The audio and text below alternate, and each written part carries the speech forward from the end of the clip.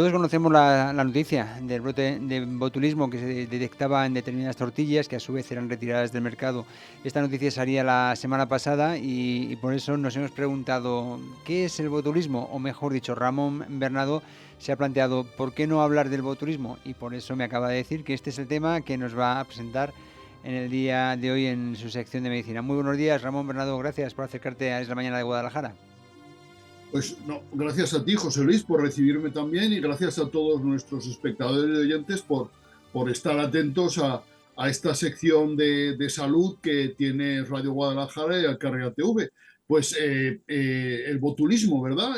De vez en cuando saltan a los medios de comunicación algún brote de botulismo. El botulismo es curioso porque es una toxinfección alimentaria, es una enfermedad producida por una bacteria, que es esta que tengo aquí atrás, que tiene forma alargada, el Clostridium botulinum, y que produce patología porque contamina los alimentos y esta bacteria produce una toxina, ¿vale? Que es la toxina botulínica. Tú, José Luis, que eres un hombre de mundo, seguro que has oído hablar del Botox, ¿verdad? El, el, El el, Botox, bueno, sí, sale en el rollo, en la revista de la farándula y todo eso, de que no sé qué, se ha puesto exacto. Botox Y y ahora, Botox por aquí, Botox por allá, pero no sabría definirlo, por supuesto. claro, pues el Botox es la marca de la toxina botulínica. O sea, Ah, la toxina botulínica produce parálisis de los músculos. ah. Entonces yo no me he inyectado Botox, pero si me lo inyectara, por ejemplo, pues me quitaría, inyectándome aquí Botox, me quitaría pues estas arrugas que se forman, las patas de gallo, o esto que se ha llamado diagrama de barras que se forma en los labios, pues eso te lo inyectas y te elimina las arrugas. ¿Por qué? Porque produce parálisis muscular.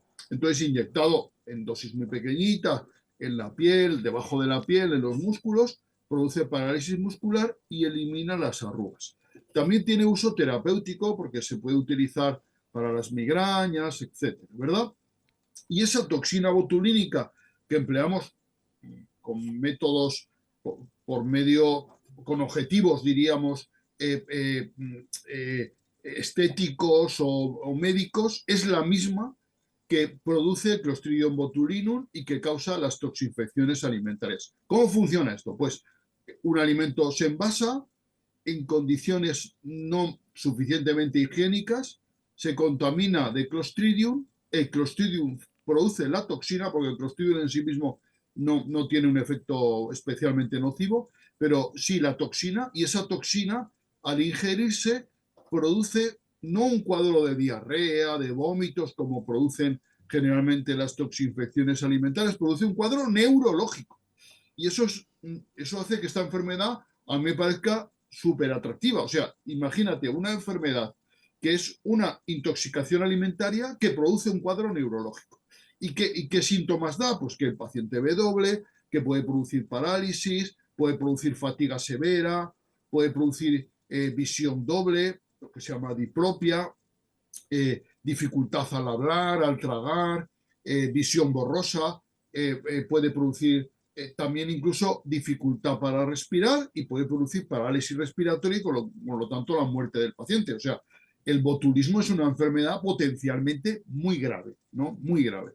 Y entonces me dirás tú, pero bueno, y entonces, ¿cómo una persona con síntomas neurológicos va una persona al hospital y dice, mira, tengo estos síntomas? Y claro, los médicos pensarán en ictus, pensarán en una enfermedad neurológica, pero pensar en una toxinfección alimentaria es raro, ¿no te parece, José Luis? No, Porque, es que cuando has dicho es tal como lo has definido, ¿no? Cuando pensamos en una intoxicación alimentaria, pues piensas en la diarrea, en los vómitos, en el dolor de barriga, en el agua, en beber bebidas de estas isotónicas, tal, pero que a raíz de esto afecte a nivel neurológico es realmente llamativo, claro. claro, entonces la manera que el médico tiene de diagnosticar esto es porque no solo hay un caso en la familia, hay varios casos en la familia de lo mismo, ¿no?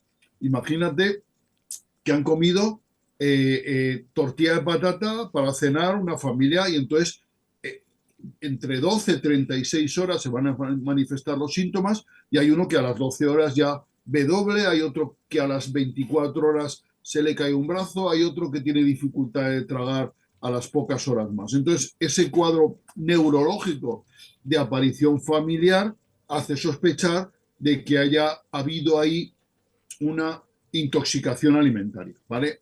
Esto nos retrae, tú eres joven aún, o a lo mejor no te acuerdas, al llamado síndrome tóxico que ocurrió en el año 81 en España y que fue debido a que se vendió aceite de motor Sí. para ser consumido como No, aceite de mesa, ¿no?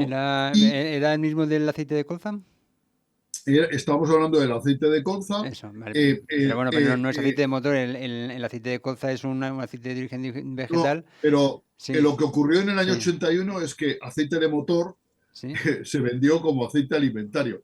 Que era de colza, sí, la colza Ah, es eso, un cereal y se puede sí, sí. extraer de él Me acuerdo, aceite que es me acuerdo perfectamente perfectamente. de la crisis de aceite de colza, pero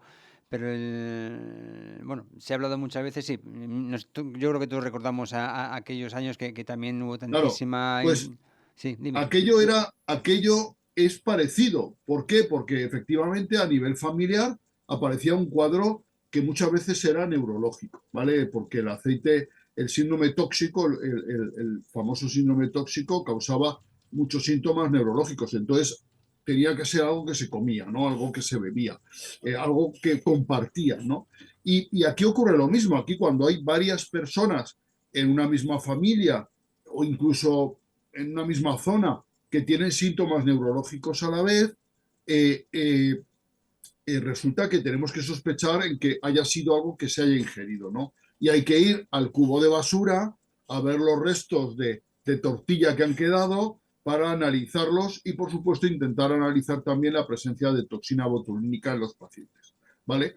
La, la, la, el cuadro de botulismo es un cuadro muy grave. Volviendo a lo de esto que me decías del síndrome tóxico, el aceite de colza es perfectamente comestible, no Claro, hay ningún problema con el aceite de a eso colza. me refiero. Lo Lo que que pasó en pasa el es que 81 que estaba contaminado con anilina.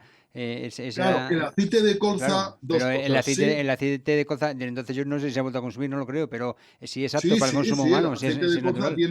tienes en muchos alimentos que Sí, están ahora en España elaborados y se puede consumir. Es un buen aceite, el ujú, aceite de colza, sí, como el de maíz, exacto, parecido exacto, al de maíz o al de girasol. Y lo que pasa es que ese aceite de colza se había tratado, se había desnaturalizado exacto. para emplearse como aceite de motor y Está, se vendió como para aceite de consumo humano a nivel, ya lo sabemos, a nivel de calle, en sí, el que, en el que, en el que tú bajabas a una furgoneta en el barrio y comprabas una garrafa de aceite que estaba muy barato, ¿no? Y que te lo vendían como aceite bueno y eso fue lo que ocurrió, que fue aquello un auténtico desastre porque hubo muchísimos afectados, mm, muchísimos muertos y yo lo conozco bien el asunto porque yo justo terminaba ese año la carrera y una de las primeras cosas las que me enfrenté cuando empecé a trabajar en ese mes de agosto, después de haber tenido el título en mi mano a finales de julio, pues fueron pacientes con síndrome tóxico, ¿no? O ujú, sea que, entonces,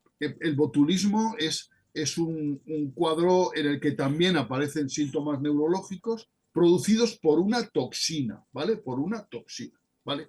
Eso es importante. Entonces, la manera de evitar el botulismo es el envasado perfectamente higiénico de los alimentos y, en segundo lugar, la cocción y ese tipo de cosas. En las latas es muy característica, los alimentos enlatados es muy característico que sea un alimento más que en las tortillas de patata, pero puede pasar también sea un alimento donde pueda estar contaminado por Clostridium y por la toxina. Decir que hay un cuadro extraordinario que es el botulismo infantil. El botulismo infantil, José Luis, se produce en niños menores de un año que toman alimentos con Clostridium, ¿vale? Y que no, que no ha producido la bacteria, la toxina, porque si no tendrían botulismo igual que el adulto, pero ingieren alimentos con Clostridium y su aparato digestivo, que diríamos no está preparado para eso, ese Clostridium produce la toxina, ¿no? Y produce el cuadro neurológico de esa manera. Y estos alimentos hay que destacar especialmente la miel. La miel Sí. es un alimento que puede estar contaminado en muchas ocasiones por Clostridium, ¿vale? Un adulto, si toma miel contaminada con Clostridium, no le pasa nada, salvo que haya producido la toxina, que eso no suele ocurrir en la miel. Pero un niño sí, un niño llega la bacteria a su aparato digestivo, esa bacteria encuentra un medio en el que puede florecer y produce toxina. Por eso a los niños menores de 1 año no hay que darles miel, ni siquiera en cantidades pequeñas, no hay que darles miel, ¿vale? Es una cosa importante. Pues, Cuando hace 40 años había papillas de niños que eran trigo con miel o maíz con miel, eso está totalmente desterrado por el problema este que puede tener. Aquí que vivimos en una zona privilegiada en la que tenemos una de las mejores mieles del mundo, pues insistir, a los niños menores de 1 año no hay que darles miel en ningún caso, ¿vale? Importante. Entonces, ya hemos dicho cómo se produce, cómo se transmite. Esto no se transmite de persona a persona, el botulismo no se transmite de persona a persona, se transmite únicamente tomando alimentos generalmente enlatados contaminados con Clostridium que ha producido la toxina, ¿vale? ¿De acuerdo? El Clostridium se elimina por la cocción simplemente de los alimentos, se elimina sencillamente. Hay alimentos enlatados que deben de ser enlatados en condiciones higiénicas perfectas para evitar esto, ¿de acuerdo? Los síntomas son neurológicos, el diagnóstico nos viene dado generalmente, o la sospecha diagnóstica, porque hay un brote familiar de un cuadro neurológico, eso debe de hacernos pensar en botulismo, ¿vale? Y puede haber un botulismo iatrogénico. El botulismo iatrogénico es cuando a alguien le ponen Botox en muchos sitios y al final le pones más toxina botulínica de la que puede, diríamos, soportar el organismo y puede tener un cuadro neurológico general. Eso es raro, pero puede ocurrir porque hay personas que para evitar la arruga se ponen mucha toxina botulínica o el médico o el paramédico que lo hace se pasa, ¿no? ¿De acuerdo? Importante todo esto. Vale, complicaciones. Pues las complicaciones graves del botulismo es que puede producir la muerte por parálisis respiratoria. El botulismo produce parálisis de grupos musculares, sí paraliza en los músculos respiratorios, los intercostales, el diafragma, pues puede producir la paralización del aparato respiratorio y la muerte del paciente, ¿vale? Los alimentos hay que cocinarlos enlatados a temperaturas elevadas, más de 100 grados, durante más de 20 minutos para conseguir eliminar el Clostridium, ¿vale? Una vez que se ha producido la toxina, esa toxina, aunque hierbas el alimento y tal, no desaparece. La toxina no, se destruye el Clostridium que produce la toxina, pero la toxina no se destruye de ninguna manera, ¿vale? Eso es importante. El diagnóstico muchas veces es de presunción, porque investigar si el individuo tiene toxina en el organismo lleva días, ¿vale? No es una cosa rápida. En cambio, un cuadro clínico neurológico que se da en un brote familiar sí que es muy característico. Existe antitoxina, ¿vale? Ese es el tratamiento específico, la antitoxina, ¿vale? La antitoxina, que quede claro, no revierte el daño producido, ¿vale? Si se ha producido parálisis, imaginemos que se produce parálisis de los músculos de la lengua y el individuo pues no puede tragar bien, no puede hablar bien, eso la antitoxina no lo revierte, pero sí que impide el efecto de la toxina en otras partes del organismo, ¿vale? Y con el tiempo el sistema neurológico se va a restablecer y el individuo puede recobrar, si no todo, en parte, la motilidad, en este caso que poníamos, de la lengua, ¿vale? ¿De acuerdo? Es la antitoxina que existe, ¿vale? ¿De acuerdo? Muy bien. También existe Sí. una inmunoglobulina botulínica, unos anticuerpos que se pueden utilizar para tratar a los bebés que toman miel, ¿vale? También se puede utilizar. Por supuesto, el uso de antibióticos, que en los casos generalmente no sirven para nada porque el problema es que está la toxina, ¿no? Dime, José Luis, que me querías preguntar algo. Sí, no, quería preguntarte de tema de prevención, como siempre, pero vamos, que cuando termines con lo tuyo, porque esto por lo que estoy viendo, se lo encuentra el que se lo encuentra, ¿no?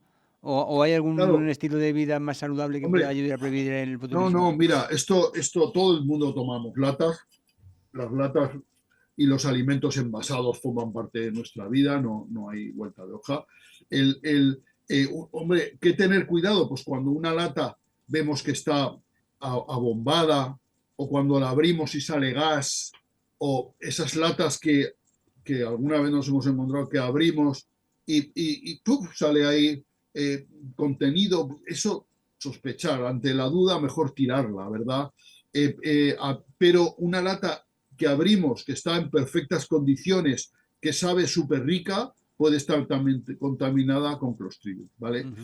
Entonces, ¿qué se puede hacer? Nosotros como usuarios, muy poca cosa. Desechar las latas que estén abombadas o que salga aire al abrirlas y, por supuesto, si huelen mal o tienen mal sabor, eso no tomárselo, por supuesto. Y donde está la prevención de verdad es en la industria alimentaria, que tiene que envasar los alimentos en las mejores condiciones higiénicas para evitar la contaminación. El Clostridium está donde está, en la tierra. El Clostridium es una bacteria que vive en la tierra, mucho tiempo. Entonces, cuanto más higiénica sea el envase de los alimentos, menos riesgo hay de que se contamine por Clostridium, lógicamente, ¿vale? Que quede claro que el Clostridium no produce nada, es la toxina la que produce patología en el ser humano, ¿vale? ¿De acuerdo? Hay una cosa súper rara, que la cito como anécdota, que sería la contaminación de las heridas por Clostridium botulinum.